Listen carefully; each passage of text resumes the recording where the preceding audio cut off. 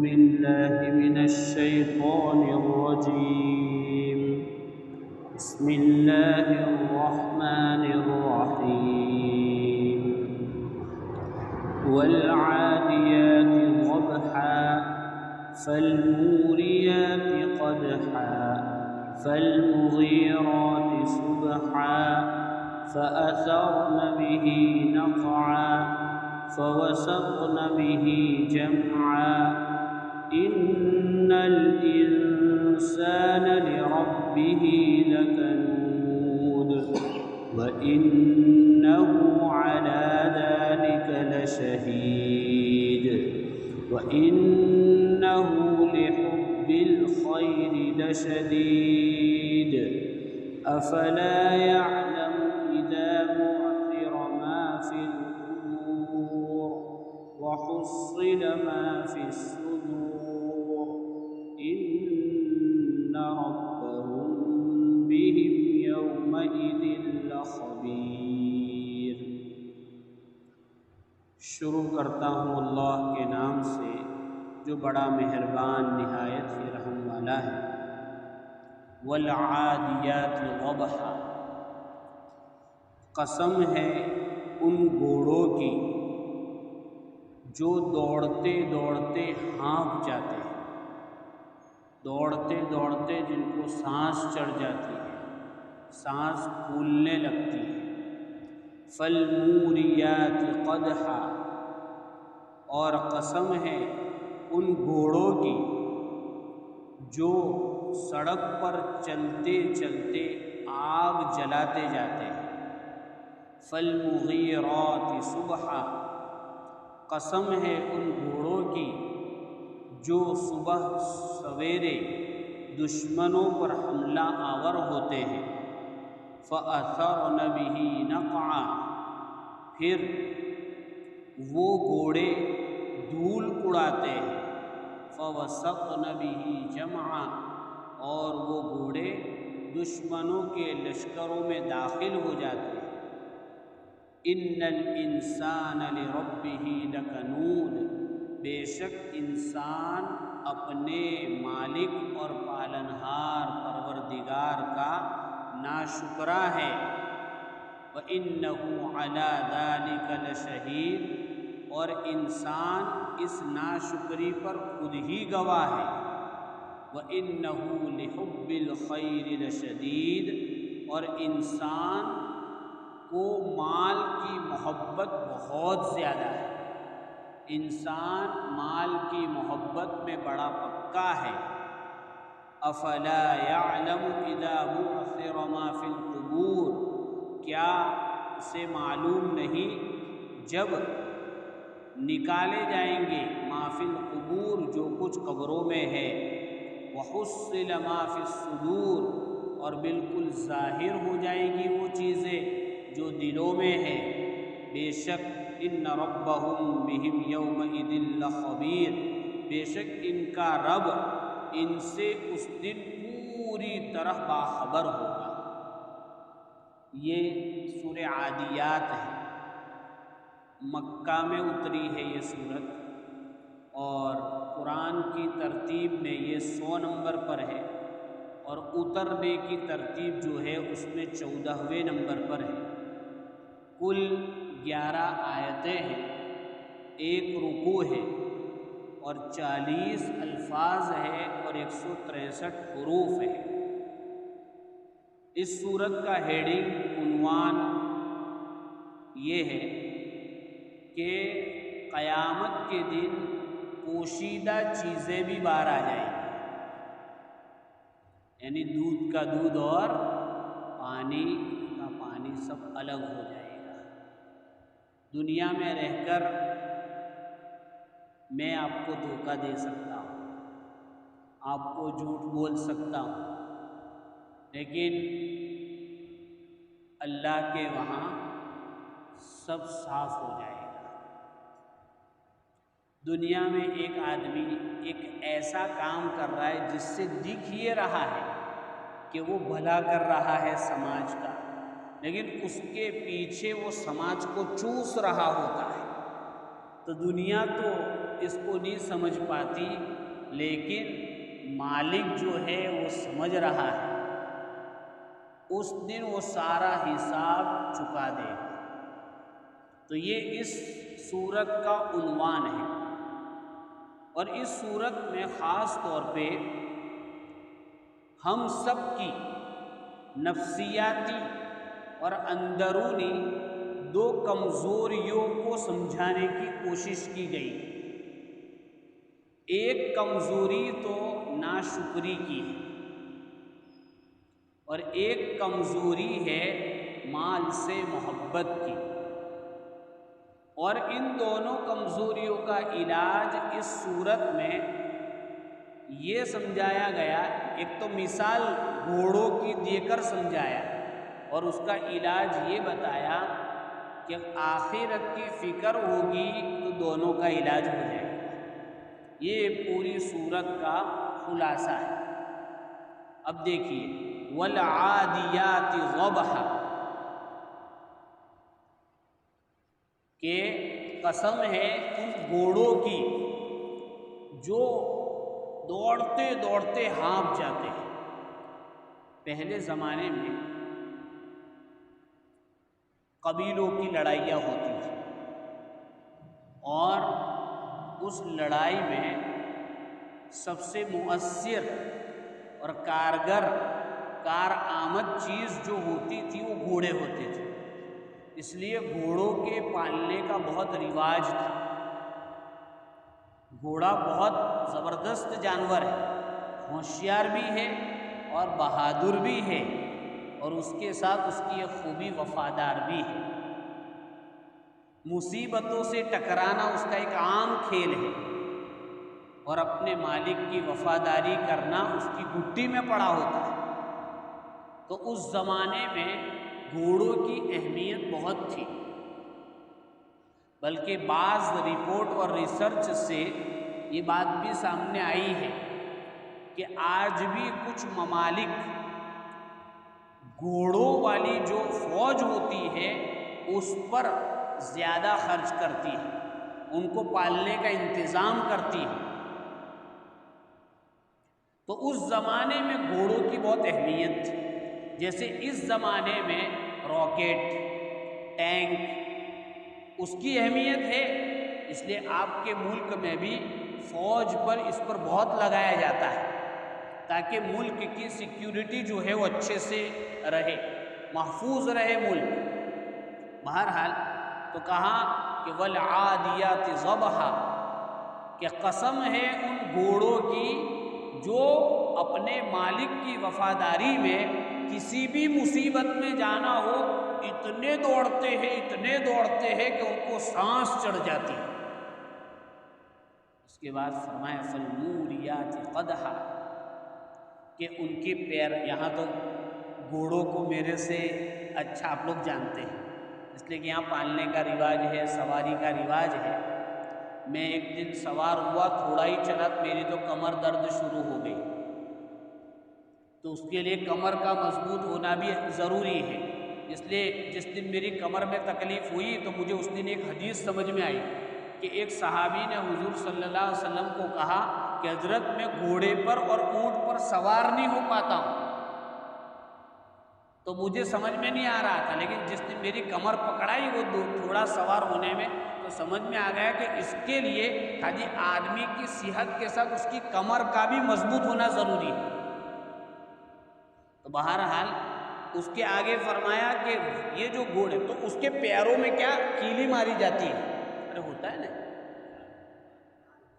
ہاں نال، جی، مطلب اس کا ایک جوتا بنایا جاتا ہے، یوں سمجھ لیجئے۔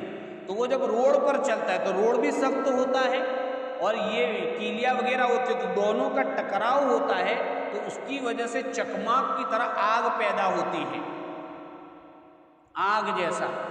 تو کہا کہ یہ گھوڑے رفتار اتنی تیز ہوتی ہے کہ جہاں پتھر پر ان کا پیر پڑتا ہے تو وہاں سے آگ کی چنگاری اٹھتی ہے، اتنے تیز چلتے ہیں۔ تو ان کی تیزی کو بتایا، اور اس کے بعد تیسرا بتایا کہ یہ گھوڑے صبح میں حملہ، چونکہ گھوڑوں کو جہاد میں استعمال کیا جاتا تھا، اور حضور صلی اللہ علیہ وسلم نے ایک رول بنایا تھا کہ جب کسی بستی پر حملہ ہوتا تھا تو وہاں ان کے سونے کی حالت میں حملہ یہ تو بزدلی ہے. بہادر قومیں پیچھے سے وار نہیں کیا کرتی اور سوتوں پر حملہ نہیں کیا کرتی، بلکہ فجر میں جلدی پہنچتے تھے اور اذان کی آواز ہوتی تھی تو حملہ نہیں ہوتا تھا. اذان کی آواز نہیں ہوتی تھی تو سمجھ جاتے تھے کہ یہ پکے ہی دشمن ہے، تو وہ شبخو مارنا جس کو کہتے ہیں صبح سویرے. تو یہ گھوڑے، ظاہری بات ہے جہاں حملہ ہوتا تھا وہ قبیلہ بھی ایکٹیو ہوتا تھا، ان کو بھی معلوم ہے کہ ہماری فلاں قبیلے سے دشمنی ہے تو یہ اس وقت حملہ کر سکتے ہیں، تو پھر بھی گھوڑا وہاں جاتا تھا. فَأَثَرْنَ بِهِ نَقْعًا، اور ایسا تیز چلتا تھا کہ دھول ہی دھول ہوتی تھی. فَوَسَّطْنَ بِهِ جَمْعًا، لشکر کے 5 حصے ہوتے ہیں. پہلے جو لشکر کا نظام ہوتا تھا اس میں 5، ایک تو ہوتا مقدمۃ الجیش، وہ آگے جا کے تحقیق کرتا ہے کہ ماحول کیسا ہے اور لشکر کہاں رک سکتا ہے، وہاں ضروریات کا انتظام ہے کہ نہیں، اس کو کہتے ہیں مقدمۃ الجیش، پہلی جماعت. پھر ایک جماعت اخیر میں ہوتی جس کو ساقہ کہتے ہیں، وہ پیچھے آتی ہے کہ پیچھے سے کوئی حملہ تو نہیں ہو رہا ہے، لشکر کی کوئی چیز پیچھے تو نہیں رہ گئی. اس کے علاوہ پھر 3 لشکر رہتے ہیں. ایک ہوتا ہے قلب جس میں امیر وقت ہوتا ہے، ایک ہوتا ہے میمنہ یعنی اس کا داہنا بازو، اس میں بھی ایک اچھا کمانڈر ہوتا ہے، ایک بایاں بازو جس کو میسرہ کہتے ہیں. تو اثر جو لیڈر ہوتا ہے بیچ میں ہوتا ہے. تو کہہ رہے فَوَسَطْنَ بِهِ جَمْعًا کہ یہ گھوڑے جب جاتے ہیں تو جس بیچ والے لشکر میں ان کا امیر اور کمانڈر ہوتا ہے اس میں، حالانکہ وہ بہت سیکیورٹی کے ساتھ ہوتا ہے بیچ والا، کیونکہ اس میں امیر ہوتا ہے. اگر امیر حملے میں مارا گیا تو کیا ہوگا، پوری فوج ہار جائے گی ہمت. تو وہ ایک دم محفوظ چیز ہوتی ہے، تو اس میں بھی گھوڑا گھس جاتا ہے. حالانکہ گھوڑے کے بارے میں آتا ہے کہ وہ 10 کلومیٹر پہلے سے بھانپ لیتا ہے خطرے کو. تو جب یہ کسی قبیلے میں جاتا ہے تو اپنی جان جوخم میں ڈال کے جاتا ہے. اسی طرح جب گھوڑا اندر گھستا ہے تو اگر گھوڑے پر حملہ آرام سے ہو سکتا ہے سامنے والا، تو گھوڑے کو چھری لگتی ہے، چاقو لگتا ہے، تیر لگتی ہے، تلوار لگتی ہے، اس کے باوجود گھوڑا اپنے مالک کی وفاداری میں چلتا ہے. یہ 5 چیزیں گھوڑوں کے بارے میں بتائی. تو یہ قرآن کوئی گھوڑوں کی کتاب نہیں ہے، پشو پنکھیوں کی کتاب نہیں ہے. اور پھر اللہ تعالیٰ ان باتوں کو قسم کھا کر سنا رہا ہے. اصل میں اللہ یہ سمجھانا چاہ رہا ہے ہمیں، اللہ کرے سمجھ میں آ جائے کہ بھئی گھوڑا میں لاؤں یا آپ لاوے، پیسوں سے لائے نا، بڑا تو کسی اور جگہ ہوا ہے اور پیدا بھی کسی اور نے کیا ہے، اور ہم چارہ لاتے، پیسہ خرچ کرتے، لیکن چارہ اگاتا کون ہے؟ تو پیدا اس کو اللہ نے کیا، چارہ اس کے لیے اللہ نے، ہم خالی 50,000 لاکھ میں لائے اور اس کو چارہ کھلایا. لیکن یہ اتنا وفادار کہ دوڑنے کی باری آئی تو اتنا دوڑا کہ سانس پھول رہا ہے، اور دشمن کے قبیلے میں رات تک دوڑتا رہا اور اخیر میں حملے کی باری وہاں بھی چلا گیا، اور دوڑتے دوڑتے دھول اڑ رہی ہے اس کو بھی برداشت کر رہا ہے، اور دوڑتے دوڑتے بالکل جان جہاں خطرے میں ہے وہاں تک جا رہا ہے. کیوں؟ تاکہ میرا مالک ہے، یہ میرے مالک نے مجھے خریدا ہے، مجھے چارہ کھلاتا ہے، میرے لیے اس نے پارکنگ کی جگہ یعنی باڑا رکھا ہے، تو میں اس کی وفاداری کیوں نہ کروں. یہ ہے گھوڑوں کی حالت. اب گھوڑوں کے مقابلے میں اور آپ بولو اللہ نے ہمارے ساتھ پیدا کیا، بڑا کیا، کھلا رہا ہے، پلا رہا ہے، سب کچھ کر رہا ہے، دیکھنے کو آنکھیں دی، چلنے کو پیر دیے، پکڑنے کو ہاتھ دیے، سوچنے کے لیے دل و دماغ دیا، ہاضمے کے لیے اندر کی پوری پلاننگ اور نظام دیا، فلٹر کا نظام دیا، پمپنگ کا نظام دیا، سارا نظام دیا. لیکن وہ انسان کیسا؟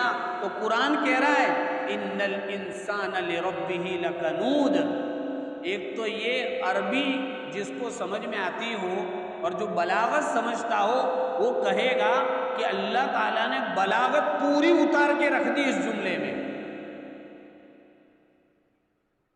ان یہ بات کو مضبوط کرنے کے لیے آتا ہے، الانسان پر الف لام یہ بھی سارے انسانوں کو شامل کرنے کے لیے لایا گیا، اور رب کس کو کہتے ہیں؟ جا کے جو پالنہار ہو، اور پالنہار کیسا ہمارا رب؟ تاکہ سب کچھ سکھایا، تاکہ آدمی یہ لفظ سنتے ہی سوچے کہ میں کس کے ساتھ کیا کر رہا ہوں۔ اور لکنود میں لام لائے، اور کنود کا سیگا فعول کا سیگا ہے، اس میں بتایا بہت ناشکرا ہے۔ یہ اللہ کی شکایت ہے، اور اللہ ہم سب کو کہہ رہا ہے۔ گھوڑوں کی وفاداری بتائی، اور اس کے بعد انسانوں کی ناشکری کو بتائی، تو مثال سمجھا دی کہ گھوڑا وفادار ہوتا ہے، اللہ کم سے کم ہمیں گھوڑے جیسی وفاداری دے دے۔ اس لیے اللہ نے قرآن میں کہا ہے وَقَلِيلٌ مِّنْ عِبَادِيَ الشَّكُورُ، شکر گزار بندے جو ہے وہ مائنورٹی میں ہے، لگومتی میں ہے۔ قرآن یہ کہتا ہے،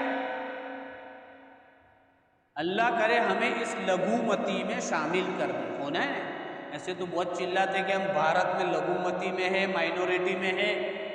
اللہ اس مائنورٹی میں ہمیں شامل کر دے، ورنہ یہ لکنود جو ہے نا شکرے، 15ویں پارہ آدھا ہوتا ہے قاری صاحب، وَكَانَ الْإِنسَانُ قَتُورًا، وہاں بھی اللہ کہہ رہا ہے انسان بڑا ناشکرا ہے،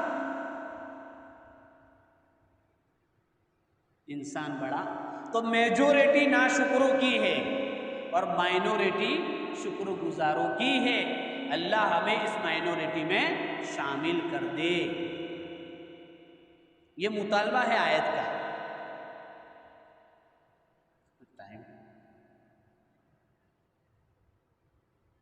جی، تو ناشکری کیسی ناشکری؟ ہمارے استاد مولانا احمد صاحب ٹنکاری دامت برکاتہم آپ سب جانتے ہیں، کہتے ہیں، میں نے اس سے پہلے بھی کہا تھا کہ ایک آدمی رات کو سو گیا 10 بجے 11 بجے، ابھی فجر کی سمجھو کہ آج کل کتنے بجے اذان ہو رہی ہے، 4:45 5:15 یا 5 ساڑھے 5 کا، اب اس کی آنکھ کھل گئی 4 بجے، یعنی نماز سے پونا گھنٹہ پہلے۔ اب فجر میں آیا، کوئی ملا، 4 دن بعد یار 4 بجے سے نیند نہیں آئی۔ اللہ بھائی 10 سے 4 بجے سویا، وہ بھی تو بول۔ گفتگو ہی ناشکری سے شروع ہو رہی ہے۔ یہ ہم سب کی عادت، پورے مہینے اللہ نے کھلایا، آخری 2-3 دن اگر اچار میں کھانا پڑا، چٹنی میں کھانا پڑا، یا دال چاول یا کڑی کھچڑی، تو یار کڑی کھائی لیے گی، چھیڑیوں مت۔ اللہ بھائی کیا کہ کڑی کھلا رہا ہے اللہ، لوگ ہڈی چوس کے زندگی گزار رہے ہیں، اللہ کڑی کھچڑی کھلا رہا ہے، کتنی بڑی نعمت ہے۔ ناشکری، اور ناشکری میں کیا ہوتا ہے پھر نعمت اور کم ہو جاتی ہے، اس لیے آدمی کہیں کا نہیں رہتا، اللہ کے وہاں بھی مجرم اور دنیا کے سامنے بھی فقیر، نہ ادھر کے رہے نہ ادھر کے رہے، نہ خدا ہی ملا نہ وصال صنم، دو ہاتھ خالی ہو گئے۔ ان الانسان لربہ لکنود، اللہ کو شکر بہت پسند ہے، اس لیے قرآن میں حضرت نوح علیہ السلام کے بارے میں کیا فرمایا؟ انہ کان عبدا شکورا، کیا کہا؟ کہ نوح علیہ السلام شکر گزار بندے تھے۔ میں نے اس سے پہلے بھی کہا تھا کہ ان کی شکر گزاری کیوں کہا ان کو، کہ وہ پانی پیتے تھے تو کیا کہتے تھے؟ اللہ تو نے پانی پلایا، تو چاہتا تو مجھے پیاسا مار سکتا تھا، ایسا کہتے تھے۔ تو پھر وہ پانی پینے میں کیسا مزہ آتا ہوگا۔ کھانا کھاتے اللہ کو کیا کہتے؟ اللہ تو نے کھلایا، تو چاہتا تو بھوکا سلا سکتا تھا۔ ہم میں سے کوئی بھوکا سوتا ہے؟ لیکن کس نے دعا پڑھی کھانے کی؟ کتنی اچھی بغیر گولیوں کے اللہ نیند دے رہا ہے، نہیں دے رہا ہے؟ ارے بولو، سوئے کے آنکھ پہلے بند ہوئی کہ سر پہلے گرا پتہ نہیں چلتا، کتنی اچھی نیند دے رہا ہے اللہ۔ کون کرے گا شکر ادا؟ ایک آدمی، ایک اللہ والے پہنچے ان کے وہاں دعوت میں، دعوت کھلائی تو ایک ہی روم تھا، تو اللہ والے ادھر سوئے اور وہ ادھر، تو وہ اللہ والے کی رات کو آنکھ کھلی تو بیٹھا ہوا ہے بیڈ پہ، اس کو بولا کہ بھائی سو جانے، تاکہ حضرت میں نہیں سو سکتا، کہ بھائی کیا بات ہے؟ تاکہ میں نے کھانا کھایا تو کھانے کے بعد سوں تو پورا باہر نکل جائے گا، اس لیے کہ یہاں جو وال ہے نا وہ ختم ہو گیا ہے، یعنی کھانے کے بعد وہ بند ہو جاتا ہے، اس لیے ہم سوئے تو یہاں منہ میں نہیں آتا واپس، تاکہ وہ بیکار ہو گیا، اس لیے مجھے 3 گھنٹے کھانے کے بعد بیٹھنا پڑتا ہے تاکہ بیٹھے بیٹھے ہضم ہو۔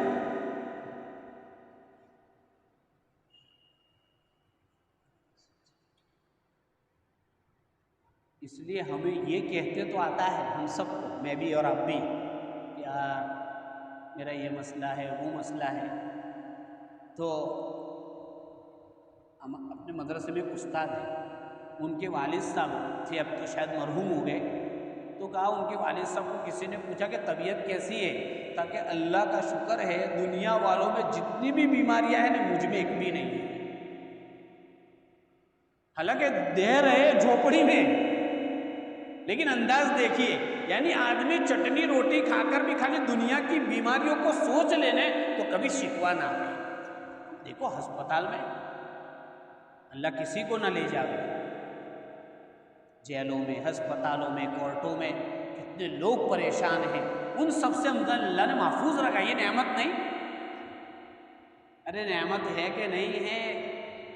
تو اللہ ہمیں کہہ رہا ہے کہ انسان ناشکرا ہے، اور ایک جگہ کہہ رہا ہے وَقَلِيلٌ مِّنْ عِبَادِيَ الشَّكُورُ، کہ شکر گزار بندے تھوڑے، ایسے آگے بھی آیت 3-4 آیت ہے لیکن یہیں پر بات میں پوری کرتا ہوں، بس ہم نیتیں کریں کہ ہم شکر گزار بنیں، وفادار بنیں، ہاں وفاداری کا صلہ بہت اچھا ہے، ہم اصل میں باغی بنے ہوئے اللہ کے، حالات بغاوت کے، صحیح کہہ رہا ہوں، دنیا کی سکرین پر ہم لوگ مظلوم ہیں لیکن اللہ کی فہرست میں ہم ظالم ہیں۔ آپ کو نہیں کہہ رہا ہوں، میں خود کا بھی کہہ رہا ہوں، میں کوئی دودھ کا دھویا ہوا نہیں، کپڑے سفید پہنے ہیں لیکن میں بھی اللہ کی فہرست میں ظالم ہوں، اور ظالم کے ساتھ اللہ کی مدد نہیں ہوتی، اس لیے ہم اپنی اپنی ذمہ داریوں کو نبھائیں۔ ایک سوال ہے میرا، گزشتہ 10 دنوں سے نبی کی شان میں گستاخی ہوئی، ہو رہی ہے ابھی بھی، چلو حکومت ان کی ہے، ہم وہ کام نہیں کریں گے جو قانون کے خلاف ہے، لا اینڈ آرڈر کو سامنے، لیکن کس کے دل میں جذبہ آیا کہ کم سے کم دنیا کی ایک پارٹی میرے نبی کی شان میں گستاخی کر رہی ہے تو میں دن کے 1000 مرتبہ درود شریف پڑھوں؟ کس کے دل میں جذبہ ہے؟ میرے اور آپ میں سے کس کو ایسا ہوا کہ میری زندگی میں 10 سنتیں چھوٹ رہی ہے، میں ان سنتوں کو زندہ کرنا شروع کروں تو میرے نبی کی روح کو تسکین پہنچے؟ اگر وہ گستاخ رسول ہے تو ہم کوئی کم نہیں ہیں، صحیح کہہ رہا ہوں، ہم ان سے کم گستاخی نہیں، لیکن ان کی گستاخی نظر آتی ہے، ان کا تو تنکا نظر آتا ہے، ہم سب کو اپنا شہتیر نظر نہیں آتا۔ اس لیے جب اس طرح کا واقعہ ہو تو ہم کم سے کم عملاً بتاویں کہ ہم عاشق رسول ہے، ہمیں کسی سے لڑنا بھیڑنا نہیں ہے، لیکن کم سے کم اللہ کے دربار میں تو ہم احتجاج درج کریں۔ کس نے 2 رکعت پڑھ کے اللہ سے مانگا کہ تو نے اپنے نبی کی اتنی شان عظیم رکھی ہے، اے اللہ ہم کمزور ہیں، ہم ان سے نہیں نمٹ سکتے، تو نمٹ لے، کس نے کہا؟ بلکہ کتنوں کو تو معلوم تک نہیں ہوگا کہ ایسا ہو، حالانکہ سوشل میڈیا پر ایکٹیو رہنے والے لوگ ہیں، موبائل پر گھنٹوں گزارنے والے ہم لوگ ہیں، اس لیے ہمیں درود کی کثرت، سنتوں کو زندہ کرنا، اپنی زندگیوں میں سنتوں کو لانا، اگر یہ شروع کر دیا تو یہ ایسے ہی نمٹ جائے گا مسئلہ۔ اللہ نے قرآن میں کہا ہے اِنَّا كَفَيْنَاكَ الْمُسْتَهْزِئِينَ، کہ جو میرے نبی کی شان میں گستاخی کرے گا اس سے میں نمٹ لوں گا۔ اللہ کہہ رہا ہے اللہ جس سے نمٹ لے گا نا اس سے ہمیں نمٹنے کی ضرورت نہیں ہے، لیکن ہم اپنی ذمہ داریوں کو پورا کریں۔ اللہ تعالیٰ ہمیں شکر گزار بھی بنے اور عاشقان رسول میں ہمیں شامل فرمائے۔ سبحان اللہ۔